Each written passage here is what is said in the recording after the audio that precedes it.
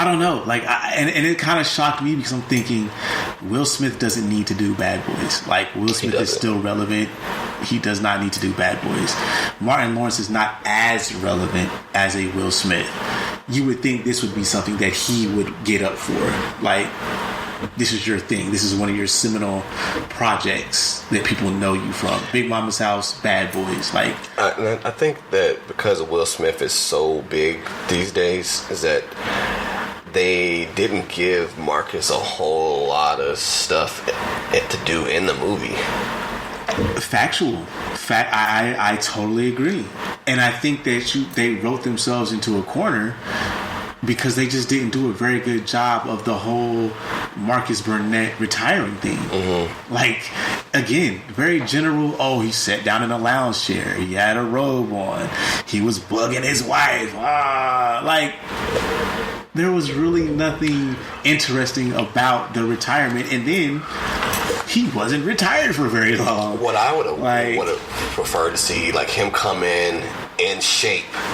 And then, you know, he has this thing, and then while Will's in his coma or whatever, and he's out, right, he gets fit. Yeah, that would have been much better to see. You would have seen a transition, like a real transition, and I agree.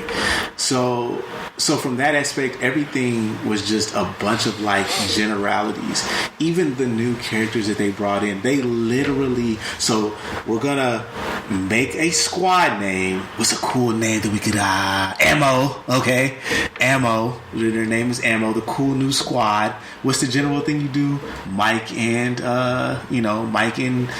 Marcus. They're the old guys. So the new guys, they're young and cool, right?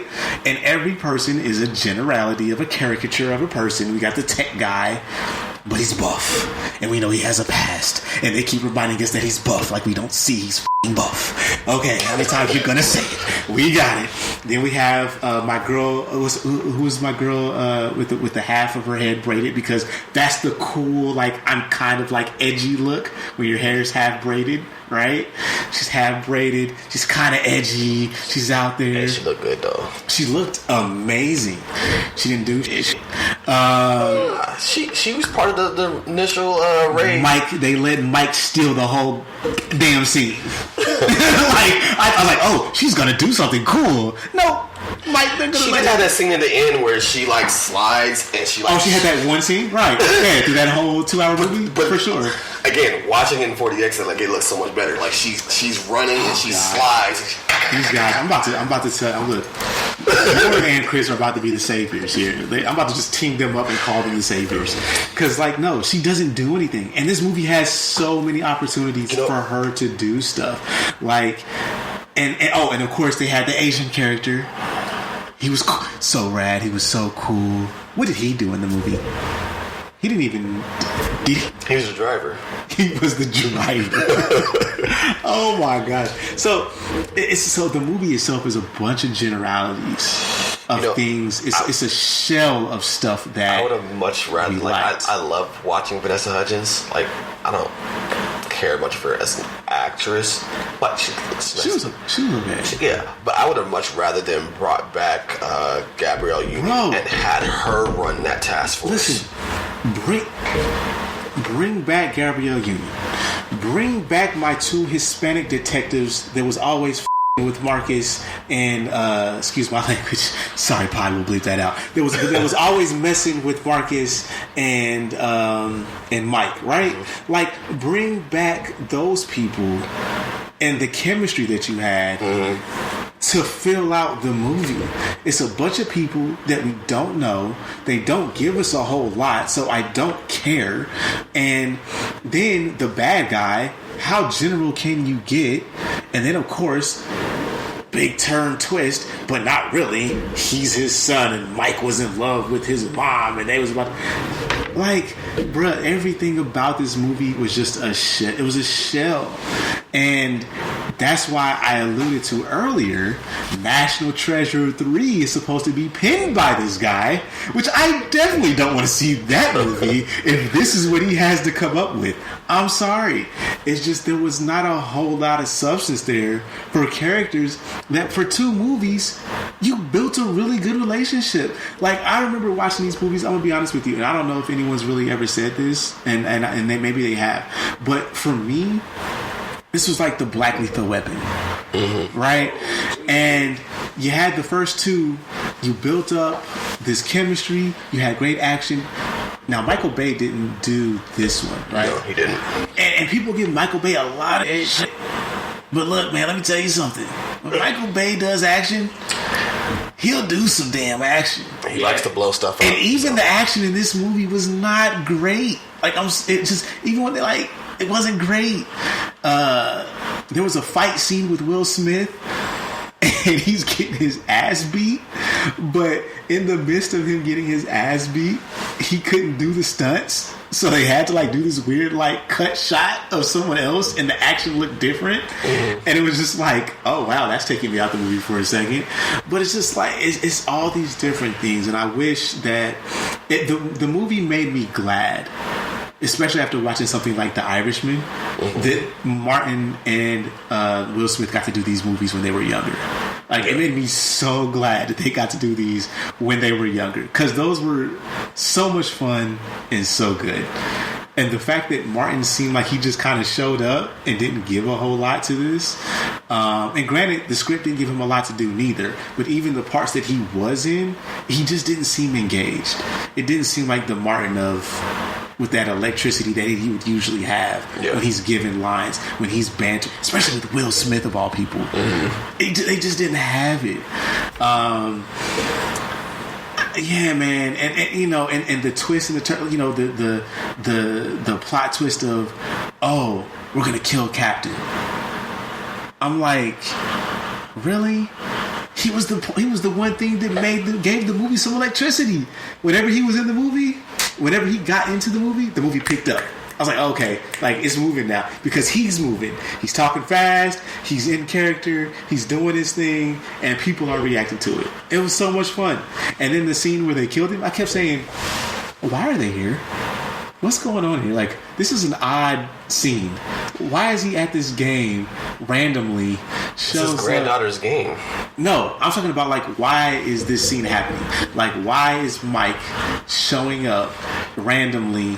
Because he really messed up, and he'd already said earlier in the movie that Mike was like a son to him, and so if that relationship is mutual, he would have want to come and try to get fatherly advice. Because dating back to the first one, he didn't know his parents. Right, he doesn't know his parents, but I don't know. The scene seemed out of place, because when he got killed, I'm like, oh, that's why this happened. So they could kill him. Okay, got it. I think that's just, again, you being over analytical, because it made sense in the story of the movie, because he just messed up. Everybody's jobs are on the line again, and he felt like he needed some advice, and the advice that he gave him was actually pretty legit advice. It was legit advice for sure. It just seemed like in the context of where they were doing it, I don't know, because it didn't seem like Mike was there because he wanted to be. They made it seem like the captain called him there, and they had this talk. That's how I got it. So from that standpoint, it still makes sense. It's like, okay, I'm going to be the father. I need to have this conversation with you. But yeah, you can have that conversation anytime, anywhere. Why there? Unless you're going to kill him. He had to. He literally was watching his granddaughter's game. I'm just saying though. It's a police matter. Any other time they would have it. It wasn't a police matter at that point. It was a personal thing, because he's telling him, he's like, you're out on this quest for revenge. Yeah, but you're moving too fast. I understood what he said. I got all of that. I heard the lines. I got that. They delivered the lines. I'm just saying the scene itself just seemed to be there so they could kill him in that moment. We got it. He's there with his daughter. The setup is there. The strings are being pulled. Whatever. But it's just all set up in a way to where it's there's nothing interesting happening. There's just nothing interesting happening. They're just doing things.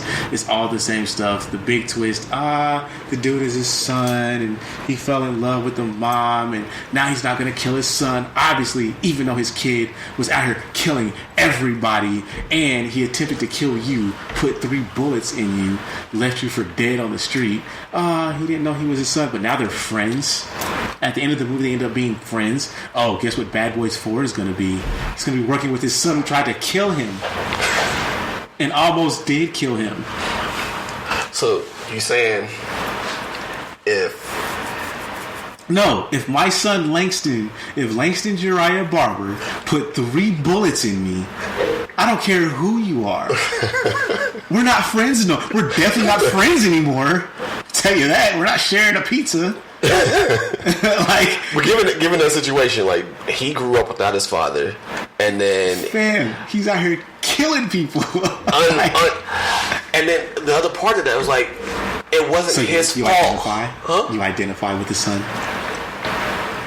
Yeah, his mom is feeding these lies. Like, hey, look, this is he's a traitor. We're gonna kill him. We have to make him punished. Blah blah blah so blah. You're telling me that he set up his father. So you're telling me that this story writing is efficient.